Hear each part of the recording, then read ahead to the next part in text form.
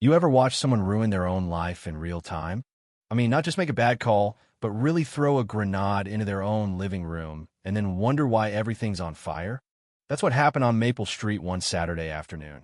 And let me tell you, if you think you know what justice looks like, buckle up because this is about to get messy, complicated, and maybe a little bit hopeful. Picture this: a quiet suburb, manicured lawns, and the kind of neighbors who know exactly how many leaves are on your driveway. And there's Karen Mitchell, screaming bloody murder in the middle of the street, hair wild, face red, spit flying, all because she swears the tall black man standing calmly in handcuffs doesn't belong here. No, I don't care who he says he is. He's dangerous. Arrest him. Can't you see what's happening? The whole neighborhood's watching, phones out. And there's a little blonde girl, maybe 8, clutching at the man's arms, sobbing, "Please don't take my daddy. He didn't do anything wrong." It's the kind of scene you never forget, the kind you hope you never see again. The kicker? Karen thought she'd done the right thing. She watched, chest heaving, satisfied, as Marcus Williams, decorated veteran, trauma surgeon, loving father, was loaded into a squad car. What she didn't know was she just detonated her own future, because in a few hours, the only man who could save her dying child would be the one she'd just humiliated, the one whose daughter she just traumatized in front of everyone. Now, if you think you'd never make a mistake like that, well, let's just slow down for a second. Marcus Williams wasn't some stranger with a shady past. At 6 feet 2 inches, sure, he looked imposing, arms covered in intricate tattoos. But those weren't gang ink. They were memorials to brothers and sisters lost overseas, mixed with dates and doodles from the children whose lives he'd saved in surgery. After years on the front lines, he'd moved to Willowbrook for one reason: better schools for Sophia, his adopted daughter, and a quick route to the hospital in case some kid's world spun out of control at 2 a.m. Sophia, light hair, big blue eyes, the kind of kid who leaves sunshine in every room, adored Marcus. She painted him pictures, followed him everywhere, and called him Daddy because, really, who else had ever been there? Her biological father died in Afghanistan. Marcus, Jake's best friend, had sworn to love her like his own. It didn't matter to her that their skin didn't match. Love is love, right? Well, not to everyone. 3 doors down lived Karen. Used to be big in real estate, now just big on paranoia, bitterness, and anxiety, especially when it came to her own 7-year-old, Tyler, born with a heart condition. Karen saw threats everywhere, but the one she couldn't shake was the new family next door: Marcus and Sophia. To her, that picture didn't fit. Big black man, little white girl. Her mind leapt straight to the worst. She watched them through her window, heart pounding, convinced she was seeing trafficking, not family. But this isn't just a story about one woman's suspicion. It's about how fear and power can poison a whole community. Marcus and Sophia tried to fit in, baking cookies for neighbors, leaving handwritten notes, hoping for friendship. Instead, Karen slammed the door in their faces, then hit the phones. "Something's not right, Linda. That man's dangerous. I'm watching him."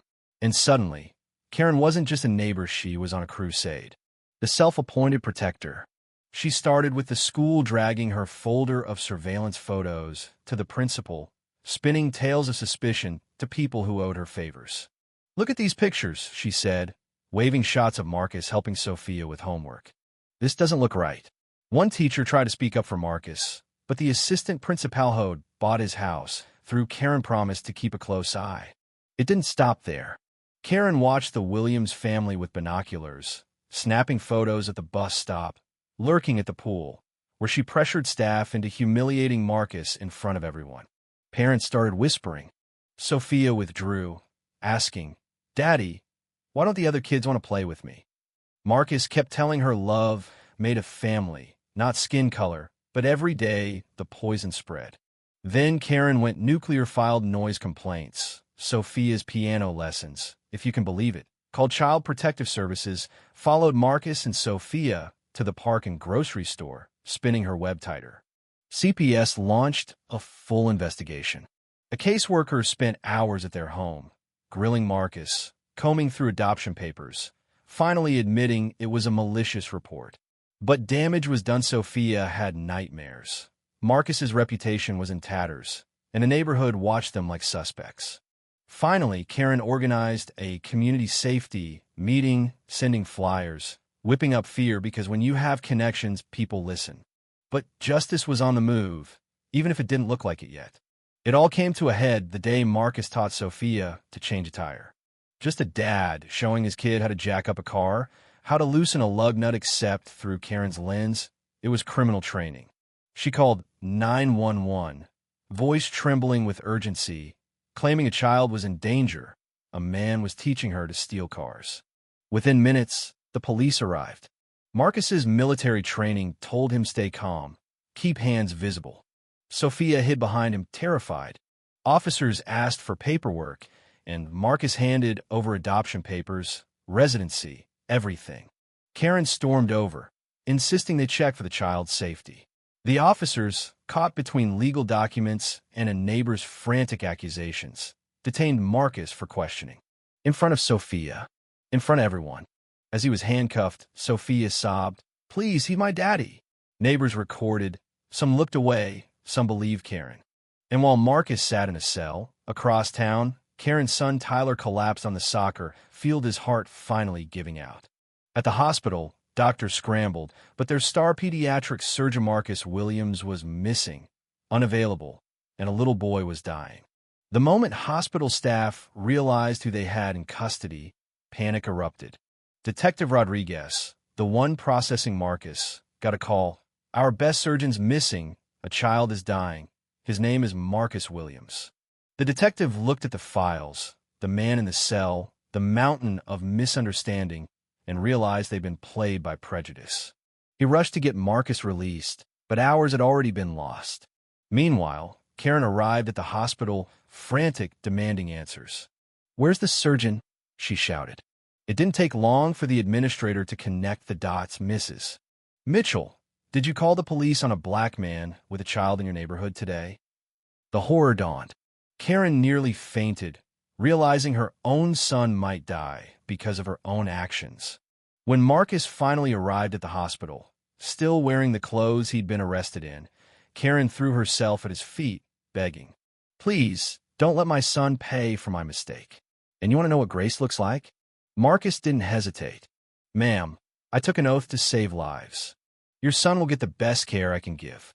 For hours later, the surgery was done. Tyler survived. The aftermath?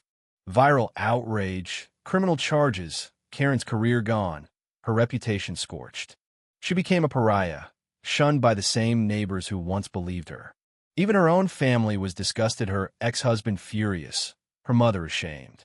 But Marcouche asked the prosecutor for something different. She needs consequences, but not prison. Let her work off her debt with community service at the hospital. Let her see what her prejudice almost cost.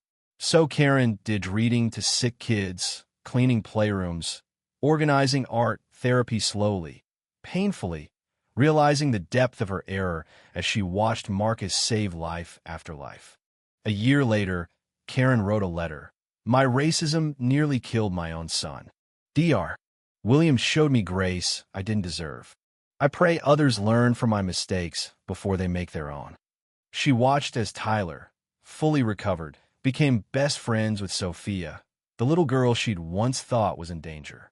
At the school dance, she saw Marcus lifting Sophia into the air, the picture of joy and safety, while Tyler hugged the man who'd saved him. Karen approached Marcus, eyes full of regret, whispering thanks and apologies. Sophia, wise beyond her years, said, "It's okay, Mrs. Karen. Daddy says people can learn to be better." And maybe, just maybe, she was right. So, if you were Marcus, would you have shown mercy or walked away? Let's talk about it. Where do you draw the line between justice and forgiveness? Drop your thoughts below, because this isn't just a story, it's a challenge to all of us. Like, subscribe, and share if you believe we can all be better than our worst mistakes.